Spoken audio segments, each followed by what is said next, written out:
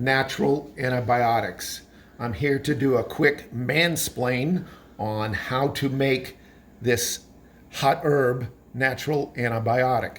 Now we start off with oregano leaf. We use thyme, rosemary leaf. So it's 1/3 cup of the oregano leaf,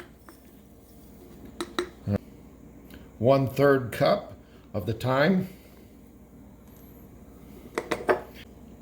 1/3 cup of rosemary leaf. Okay. To make it real simple, take your vodka and you fill the jar to the brim, and you are done.